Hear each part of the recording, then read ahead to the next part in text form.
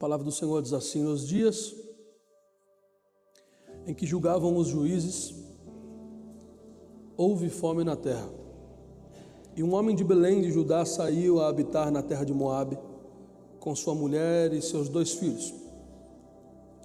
Este homem se chamava Elimeleque, a sua mulher Noemi, e os seus filhos Mahlon e Quilion, efrateus de Belém de Judá.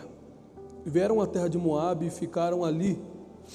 Morreu Elimeleque, marido de Noemi, e ficou ela com seus 2 filhos, os quais casaram com mulheres moabitas. Era o nome de uma órfã e a outra Ruth. Ficaram ali quase 10 anos, e morreram também ambos, Mahlon e Quilion, ficando assim a mulher desamparada de seus 2 filhos e de seu marido. Então se dispôs ela com as suas noras e voltou para a terra de Moabe. E voltou da terra de Moabe, porquanto nessa ouviu que o Senhor se lembrara do seu povo, dando-lhe pão. Saiu, pois, ela com as suas 2 noras no lugar onde estivera, e indo elas caminhando de volta para a terra de Judá, disse-lhes Noemi: ide, voltai cada uma para sua mãe, e o Senhor use convosco de benevolência, como usastes com os que morreram e comigo. O Senhor vos dê que sejam felizes cada uma em sua casa de seu marido. E beijou elas. Elas, porém, choraram em alta voz e lhe disseram: não iremos contigo ao teu povo? Porém Noemi disse: voltai, minhas filhas, por que ireis comigo? Tenho eu ainda no ventre filhos para que sejam vossos maridos?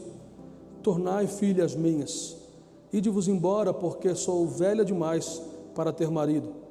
Ainda eu, quando disseste, tenho esperança, ou ainda essa noite tivesse marido ou houvesse filhos, esperá-lo-eis que viessem a ser grandes. Abster-vos-eis de tomardes maridos? Não, filhas minhas, por vossa causa a mim amarga ter o Senhor descarregado contra mim a sua mão.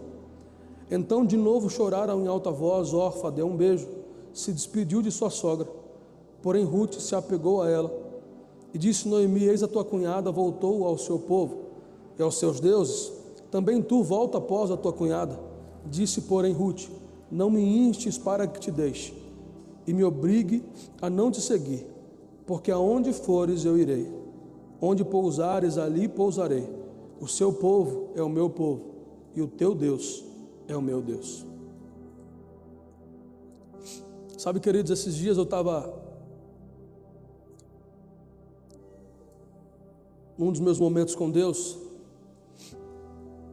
Eu até falei para a Rosane, eu até fiquei um pouco preocupado, porque quando eu li o primeiro versículo de Ruth,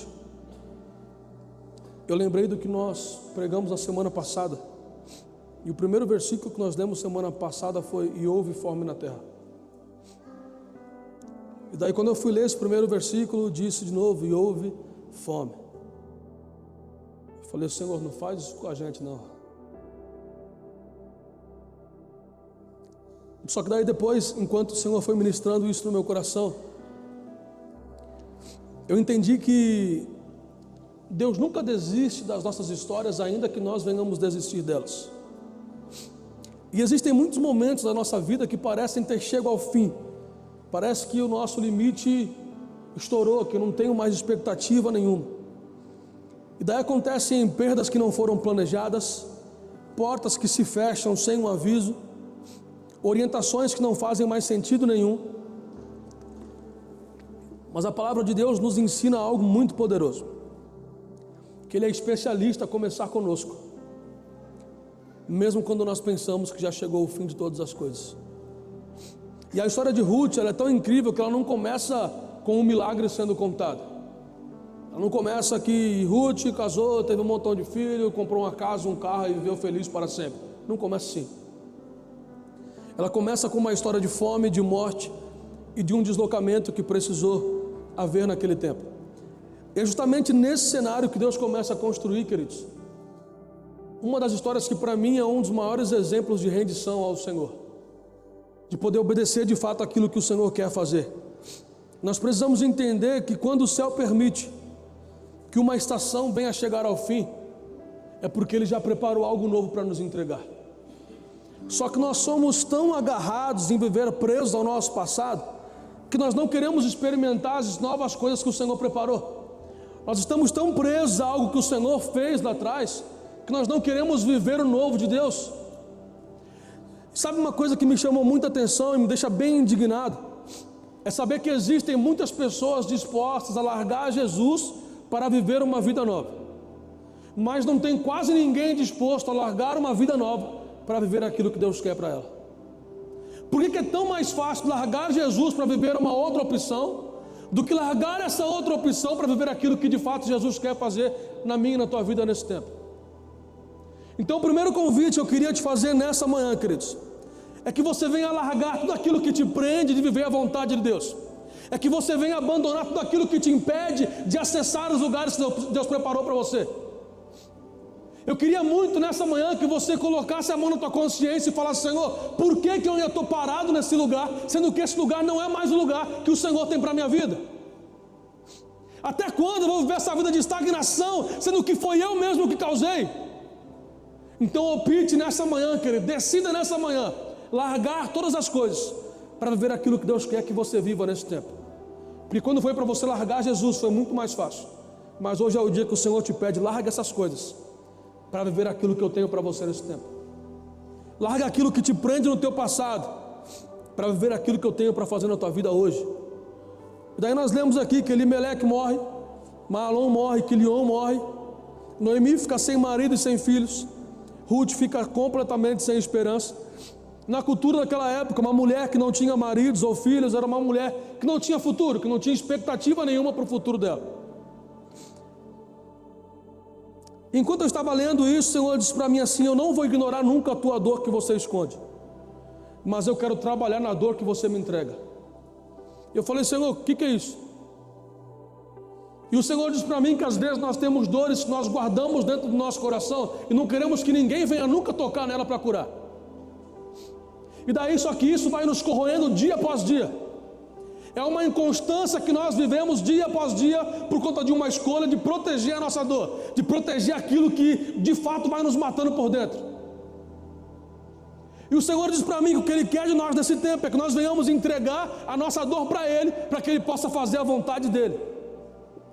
Então sabe aquilo que tem tirado o teu sono?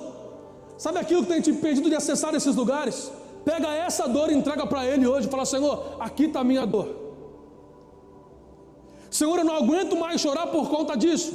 Então eu estou vindo aqui hoje no altar te entregar a minha dor, te entregar aquilo que está me paralisando de viver os teus planos da minha vida. E aquilo que não é curado, queridos, ele se torna algo repetitivo nas nossas vidas. Mas quando nós entregamos a dor para o Senhor, Ele faz uma grande transformação em nós.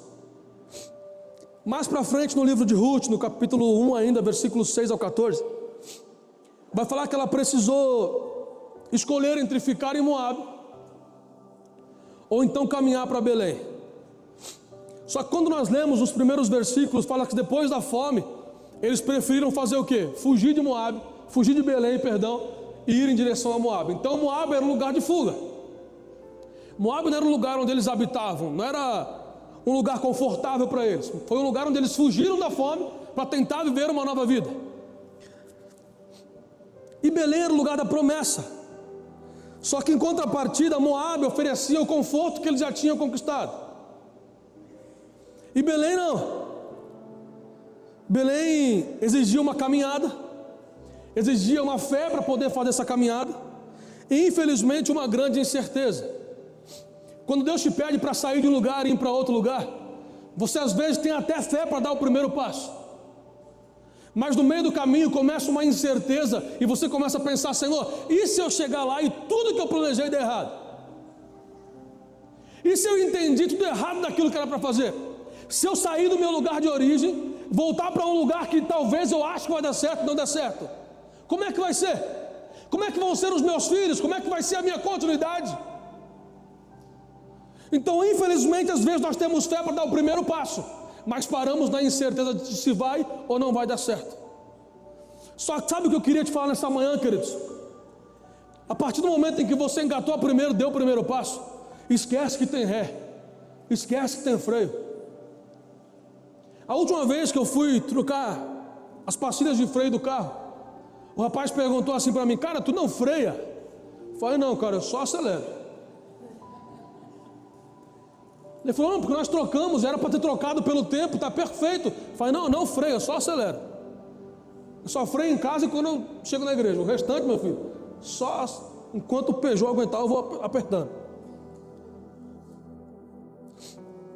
Só que às vezes nós queremos, queridos, parar onde Deus não mandou parar, sofrer onde Deus não mandou nós sofremos.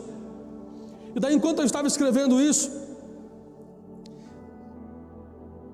eu precisei sair de casa para ir em algum lugar. E daí eu fiquei no carro, esperando a Rosane. Foi ontem. Ela tinha saído, eu ligava, ela não atendia. Não sei se tua esposa é assim também, mas a minha liga e ela não atende.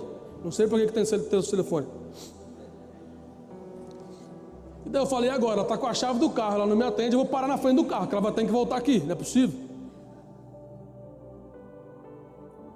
E daí eu parei um pouquinho na frente do carro e passou um cachorrinho assim, o cachorro sentou e ele ficou lambendo as feridas dele. E Deus falou para mim que às vezes aquele cachorro somos nós, que ao invés de continuarmos correndo atrás daquilo que Ele quer fazer, paramos para lamber as feridas que nós mesmos causamos. E daí aquilo me deu um desespero, eu comecei a andar para lá e para cá. Ela nem sabe como é que eu encontrei ela. Eu desci a 13 todinha, subi todinha, eu falei: cadê essa mulher? Eu não quero ficar olhando para aquele cachorro. E daí eu estava com o telefone, daqui a pouco apareceu assim: compra aprovada. Eu falei: aonde foi? Eu falei: sei onde ela está. Daí eu fiquei na porta esperando ela assim, ó. Te achei. Eu já fui buscar antes que continuasse: compra aprovada, compra aprovada, compra. Peguei na primeira, falei: vamos embora para casa.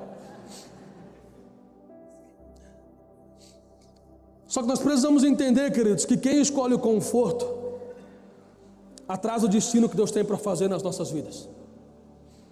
E quem escolhe o propósito precisa estar disposto a enfrentar o processo. A Bíblia fala que ela chega para as 2 noras e fala: minhas filhas, voltem. Vai que dá sorte de vocês casarem de novo. Vai que alguém aceita vocês de volta. Vai para casa da tua mãe, volta. Fique em Moab, deixa que eu vou embora ver a minha vida. Uma delas pegou, abraçou ela e falou assim: tchau. A outra falou: eu não vou embora. Não, mas você tem que ir, minha filha, tua terra é aqui, tua família está aqui. Não, eu não vou embora. Teu povo será o meu povo. Onde você dormir, eu vou dormir também. E a parte que mais me chama atenção é quando ela fala: o teu Deus será o meu Deus. Essa mulher está falando aqui: eu estou disposta a abandonar a minha família, estou disposta a abandonar as minhas origens, estou disposta a abandonar o meu povo, estou disposta a abandonar os meus deuses para seguir o teu Deus, o teu povo e aquilo que Ele quer que eu faça. Essa mulher renunciou tudo aquilo que ela tinha em Moab para viver aquilo que ela nem sabia se existia ou não em Belém. Mas ela decidiu ir ouvir aquilo que aquela mulher tinha para carregar para ela. E quando elas chegaram naquele lugar, queridos, era como se ela tivesse mudado o senhorio. Era como se ela tivesse pego e falado assim: Senhor, o governo da minha vida até ontem estava aqui com esses homens aqui. Agora o governo da minha vida está nas tuas mãos. Deixa eu te falar uma coisa: quando nós mudamos o governo, quando nós mudamos o senhorio, Deus vem e muda a nossa direção. E é por esse motivo que às vezes Ele te tira de algum lugar e te coloca em outro lugar, para você começar tudo de novo, as mesmas coisas, como se fosse a primeira vez. Às vezes Ele te tira de Santos, te manda para Campinas, e quando tu pensa em Campinas está o suficiente, Ele te tira de Campinas e te manda para Amparo. E talvez Ele não vai nem te tirar de Amparo, Ele só vai te tirar de uma rua e te colocar em outra rua. Ele só vai te tirar de um tempo onde você pensa que é o tempo de Deus, mas é o tempo dos homens, e te colocar no tempo dele, no relógio dele. Então permita o Senhor fazer o que Ele quer fazer na tua vida, ainda que esse cumprimento deseje alguns deslocamentos. Se tem uma coisa que eu tenho medo é deslocamento. Quando a Rosane fala: vamos para algum lugar viajar, nós ganhamos uma viagem nas primícias, vamos descansar uns dias. A mentalidade do homem é tão caída que sabe o que eu fui fazer? Deixa eu ver quanto eu vou gastar de gasolina para ir até lá. Cara, tu não vai pagar nada, tu vai ficar 3 dias descansando, comendo, bebendo, sem gastar nada. Mas eu fui ver quanto é que eu ia gastar de gasolina. Eu falei, Senhor, eu não acredito que eu estou fazendo uma coisa dessa, não. Eu não acredito não que eu estou fazendo isso. Mas eu fiz. Então quando aquela sogra disse, Ruth, volta minha filha, ela falou, não vou voltar, eu vou com a senhora. Daí talvez a realidade disse para ela, não tem garantia nenhuma a tua ida para Belém. Mas a cultura daquele lugar disse para ela, aqui você não pertence mais. Aqui você já não tem mais esperança nenhuma. Então Ruth decidiu escutar a voz da fé. Sabe, queridos, nós temos vivido tempos onde muitas pessoas estão dando ouvidos para o medo. E quem dá ouvido ao medo, desiste antes mesmo de experimentar o milagre de Deus. Então tem algumas perguntas que o povo me fazia antes, que eu respondia, não. Um exemplo, Bruno, você tem casa própria? Não. Hoje minha resposta mudou. Bruno, você já tem casa própria? Eu falo, ainda não. Porque no tempo dele ele vai me dar a casa própria. Na hora dele ele vai fazer o que ele tem para fazer. Só que às vezes nós aceitamos tanto o nosso não. Quando alguém pergunta, você quer? Você fala, não. Por quê? Porque você tem medo de conquistar aquilo que Deus disse que Ele vai fazer na tua vida. Então a partir daí, queridos, eu comecei a falar, ainda não. Se você entrar em todas as imobiliárias de Amparo, eu já passei por todas elas. Já vi todas as casas, de 300 até 8 milhões de reais. Adivinha qual que eu mais gostei? A de 8. Tem dinheiro? Nenhum. Mas eu vou continuar caminhando. Então a realidade pode dizer para mim, Bruno, não tem garantia nenhuma. Mas aqui dentro tem uma voz que grita, Bruno, se você parar no teu medo, você não vai experimentar o milagre que eu tenho para a tua vida. Então, queridos, o medo foi embora. Depois o livro de Ruth continua dizendo no capítulo 2, versículo 1 ao 7.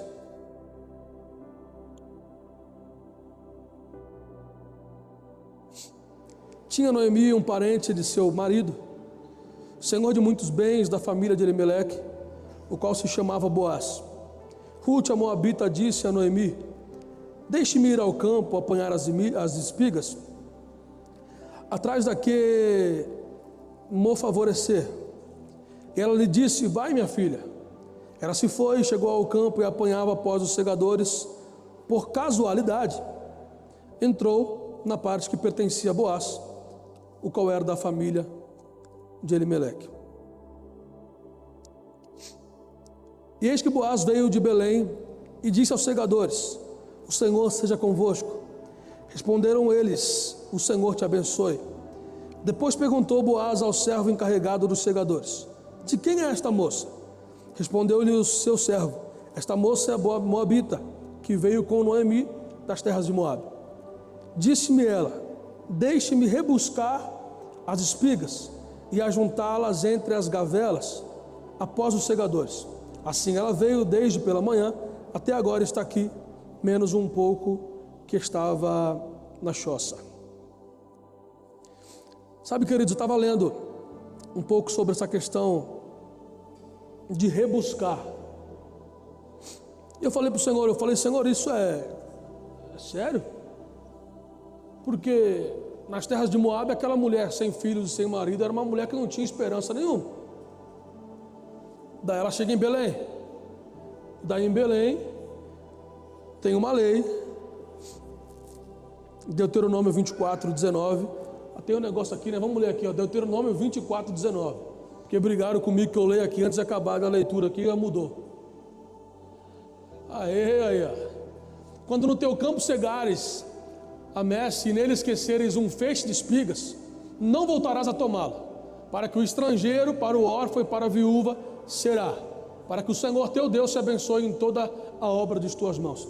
Então o Senhor naquele tempo deu uma ordem para aquele povo, dizendo que tudo que sobrasse no campo deles não era para eles pegarem, porque tinha alguém que iria buscar, os estrangeiros, os órfãos e as viúvas. Então num lugar ela era abandonada e ninguém queria nem ver ela, no outro lugar pelo menos ela podia buscar aquilo que sobrava dos seus senhores. Então essa mulher pediu para a sogra dela, deixa eu ir lá pelo menos buscar um pouquinho de comida, porque aquilo que sobrar a gente consegue se alimentar. a gente consegue pelo menos se sustentar. Infelizmente, queridos, hoje tem muitas pessoas que desprezam as primeiras coisas, desprezam as pequenas coisas e têm vergonha dos começos simples da vida. E quem hoje despreza os começos simples, lá na frente, irá desonrar os grandes feitos do Senhor. Tem gente que, se hoje perder tudo que tem, vai ter vergonha de comprar um carro mais simples, vai ter vergonha de sair de uma casa de 8 para ir de uma casa de 300, vai ter vergonha de sair na rua. Só que de verdade, queridos, eu fiquei pensando esses dias, eu falei, da onde eu vim, se chover um pouquinho, enche tudo. E talvez pelo medo da enchente, quinta-feira, por exemplo, quem estava no culto quinta-feira? Quando acabou o culto, estava um dilúvio aqui. E daí a minha mentalidade, achando que eu ainda morava lá em São Vicente, quando eu vi a chuva, falei, minha casa está cheia. Só que eu moro no lugar mais alto de Amparo aqui, pelo menos da Romeu Mezacapa, chega até o final dela lá onde eu moro. Lá não vai encher nunca. Se encher lá, o Sandro que mora mais para baixo está morto. Mas quando eu vi a chuva, eu falei, minha casa está cheia. E daí minha preocupação, já sai daqui e vai lá para São Vicente. Minha mãe e minha avó continuam morando lá. Então, queridos, não despreze os começos mais simples que você teve na tua vida. Porque são esses começos mais simples que você teve na tua vida que vai fazer, quando você estiver nos melhores momentos, você lembrar do que você falou, do que você passou e conseguir ser grato a Deus por aquilo que você tem. Tinha gente que antes tinha um carrinho, sabe, que tinha que empurrar para pegar. Mas hoje, você tem que trocar o pneu, reclama do carro que Deus deu, porque o pneu está caro. Ah, meu carro antes era simples, qualquer manutençãozinha era R$300, hoje aumentou, trocou de carro, 2.000, reclama porque a manutenção é 2.000. Então tem gente que pede para Deus dar um carro, e quando Deus dá, reclama daquilo que Deus deu. Eu lembro que nós tínhamos um carro que todos os dias eu tinha que colocar óleo nele. E quando eu saía de carro, a marca ficava lá na garagem, só para me lembrar dela. Falava, ó, eu pinguei de novo. Mas eu amava aquele carro. Sente falta dele? Nenhuma. Mas eu era apaixonado pelo carro. Então nós precisamos entender que essas primeiras coisas precisam estar aqui dentro, para que nós possamos revisitar esses lugares e falar, Deus, olha de onde o Senhor me tirou. Deus, olha o que o Senhor fez na minha vida. Até ontem eu estava em Moab sem expectativa nenhuma. Agora eu vim para Belém e estou podendo colher aquilo que estão deixando para trás. Até ontem eu não iria ter o que comer, agora pelo menos eu já tenho do que me alimentar. Então Ruth em momento algum questionou e reclamou daquilo que ela estava passando. Muito pelo contrário, versículo 3 do capítulo 2 fala, e por acaso. E no reino de Deus, queridos, não existem acasos. No reino de Deus existem encontros que foram marcados por Ele. Então tem muita gente que fala, que coincidência. Não, não é coincidência. É Jesus-cidência. Porque foi Ele que preparou todas as coisas. Foi Ele que arquitetou todas as coisas. Então pare de falar que é coincidência aquilo que Deus faz por amor àquilo que Ele tem para te entregar. O campo era de Boaz, e eu perguntei, Senhor, se o campo era de Boaz, o que Ruth foi fazer lá? E o Senhor disse, Bruno, Ruth só foi trabalhar. Só que enquanto Ruth estava trabalhando, eu estava alinhando a sua história. Então sabe o que eu entendo aqui, queridos? Que se você é preguiçoso, Deus não vai alinhar a tua história. Não, pastor, não. Mas se você estiver trabalhando, o Senhor ele vai se encarregar de mudar a tua história. Senhor, muda a minha vida. Meio-dia está dormindo ainda. Senhor, muda a minha história. Está jogando videogame ainda. Senhor, eu quero um carro novo. Ô mãe, põe comida para mim. Pelo amor de Deus, gente, você cresceu. Nós precisamos entender que nós crescemos. Esses dias eu estava vendo a primeira foto de quando nós entramos aqui no Mevan Amparo. Um domingo à noite nós colocamos uma roda aqui para fazer um culto. E eu falei, quantas coisas o Senhor já fez? E o Senhor disse para mim, pois é, Bruno, 9 meses atrás vocês nasceram. Hoje você já pode andar. Eu não vou mais te dar colo. A papinha, Bruno, acabou, agora vai ser feijoada, mano. Se até ontem você passava a mão na cabeça, agora você vai ter que bater, mano. Fala, não, bate em você, não vou bater em ninguém. Só que nós precisamos entender que as estações estão mudando. E se as estações estão mudando, eu não vou querer ficar preso àquilo que Deus disse que acabou. Eu quero viver o novo de Deus. Se Ele determinou o final de um ciclo, eu não vou ficar lá, Senhor, deixa eu continuar vivendo essa estação. Não. Se Ele disse que a estação acabou, eu vou correndo para aquilo que Ele está fazendo na minha vida.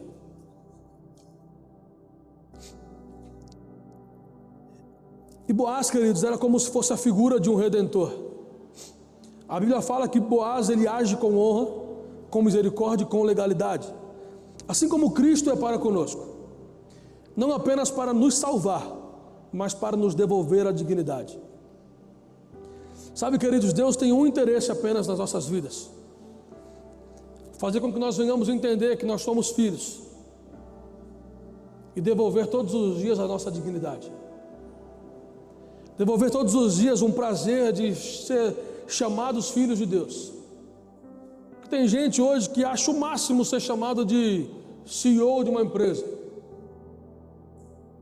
Você quer ver uma coisa? O cara que era ajudante ontem virou CEO hoje, acabou, mudou, não olhei mais na tua cara mais. Eu fui esses dias lá em Campinas cortar o cabelo. E eu cheguei num lugar para cortar o cabelo e o rapaz falou assim, poxa, aquele moço lá, ele era tão legal, Bruno. Ele vinha aqui, conversava com a gente, trocava uma ideia com a gente. Hoje, ele entra, senta, nem olha para minha cara e fala, o de sempre. Paga, levanta e vai embora. Só que sabe o que me chama a atenção? Eu falei o quê? Ele é crente. Ele me chamava para ir na igreja dele. E hoje nem na minha cara ele olha mais. Daí os jovens fizeram um negócio ontem à noite, eu fui lá. O Josué mandou uma mensagem antes no grupo dos jovens, se nós estamos passando pelas pessoas ou percebendo as pessoas. Quantas vezes você tem passado por alguém sem perceber? Mas daí se alguém passa por você e não olha para a tua cara, tu reclama.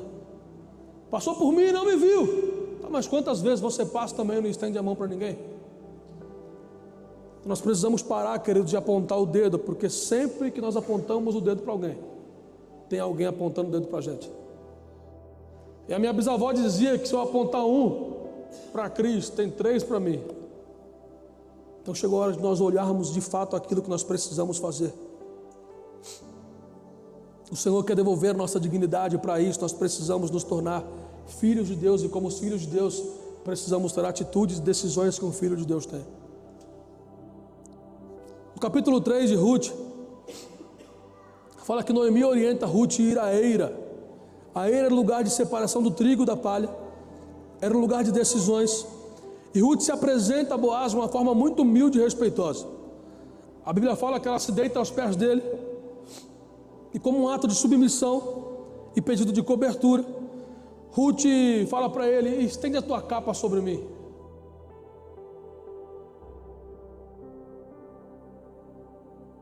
É como se ela estivesse dizendo, Boaz, assume essa responsabilidade. Eu sei que eu cheguei aí como uma estranha, mas eu só quero que você assuma essa responsabilidade.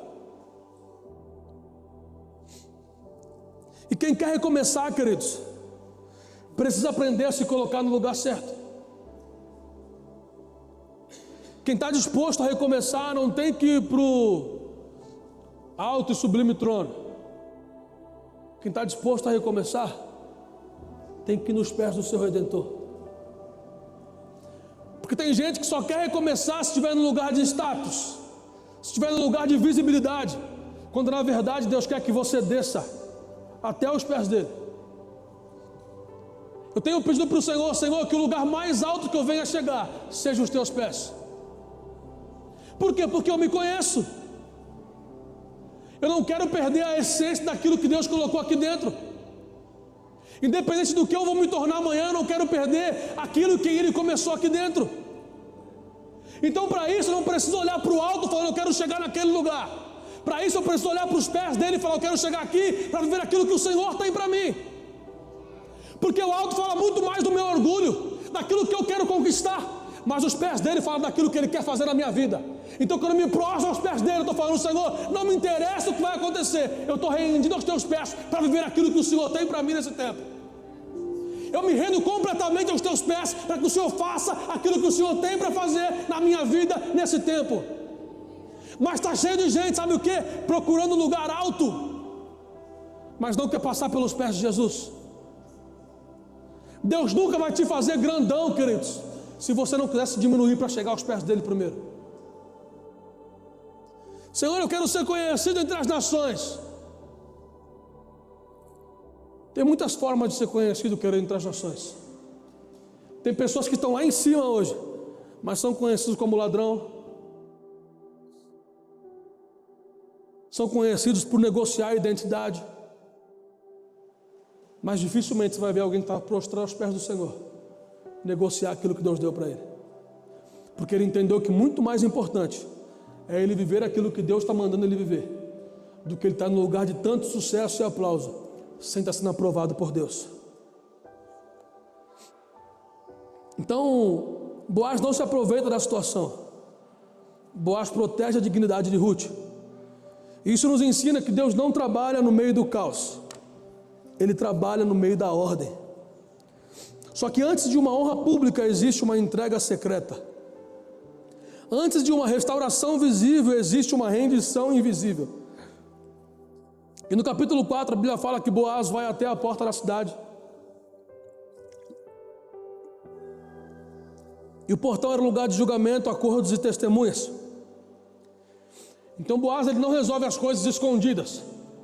Ele poderia muito bem ter chegado para Ruth e falar, vamos acertar entre eu e você e eu.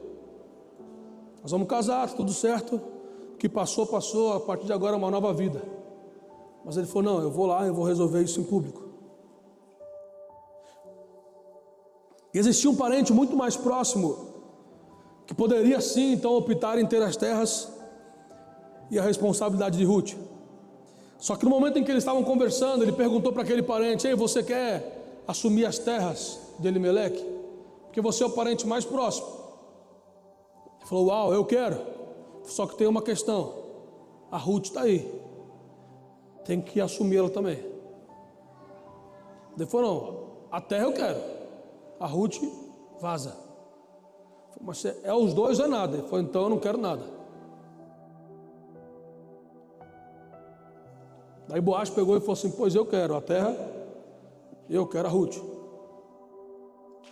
porque eu vou mudar a história dessa moça. Ele não teve o interesse de usar, ele não teve o interesse de abusar, ele teve o interesse de transformar a história daquela moça. Sabe o que eu entendo com isso? Que quando nós nos prostramos aos pés do nosso Redentor, Ele não tem o interesse de abusar das nossas vidas. Ele tem o interesse de nos tirar de um lugar onde nós éramos desprezados, para nos levar para um lugar onde a provisão dele vai ser algo contínuo nas nossas vidas. Se tem uma palavra que todos os dias tem gritado dentro de mim, foi aquilo que Deus nos falou no dia 31 na virada do ano, que nesse ano a oração e a resposta caminharão juntas. E eu estou nessa palavra, queridos. Eu tenho crido que tudo aquilo que nós estamos pedindo ao Senhor vai andar junto com a provisão que Ele vai mandar. Então o tempo de escassez acabou, o tempo de Moabe acabou. Aquela mulher agora estava pronta para viver algo incrível que talvez ela nunca tinha esperado que ela fosse viver. E a redenção de Deus, ela é algo legal, público e irreversível. Então Ruth passa de Moabita para uma mulher que passou a fazer parte de Israel.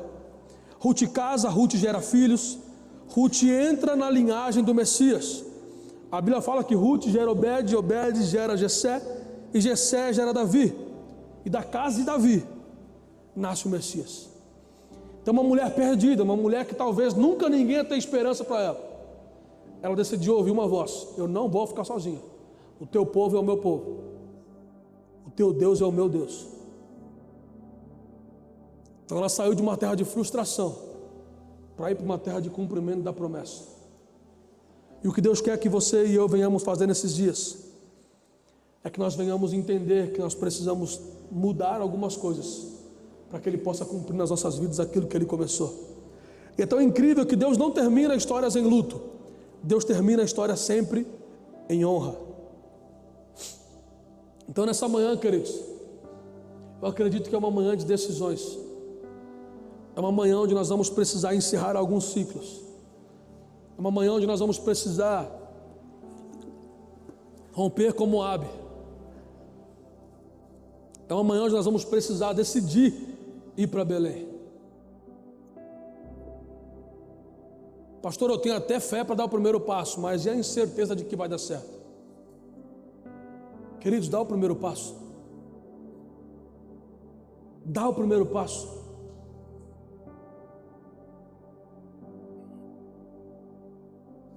Eu acredito muito que quem decide hoje vai mudar as gerações de amanhã. Eu acredito muito que as minhas decisões vão transformar a geração dos meus filhos, dos meus netos, dos meus bisnetos, e vai ser assim até que o Senhor venha. Eu acredito muito que uma decisão que eu tomei vai fazer com que os meus filhos venham viver daquilo que um dia eu plantei, que os meus netos venham viver daquilo que um dia eu plantei. E eu vou te falar os caminhos perigosos que você falou aos seus filhos, que você passou, os teus filhos não vão precisar passar. Os caminhos que te feriram, os teus filhos não vão precisar passar. Aquilo que roubava a tua paz não vai roubar a paz dos teus filhos. Aquilo que um dia você negociou lá atrás, os teus filhos não vão negociar. Porque hoje eles olham para você e enxergam um homem e uma mulher que estão dispostos a fazer tudo aquilo que Deus pediu para que eles venham fazer. Então muito cuidado, querido, porque aqui dentro da igreja você precisa ser a mesma pessoa que você é dentro da tua casa.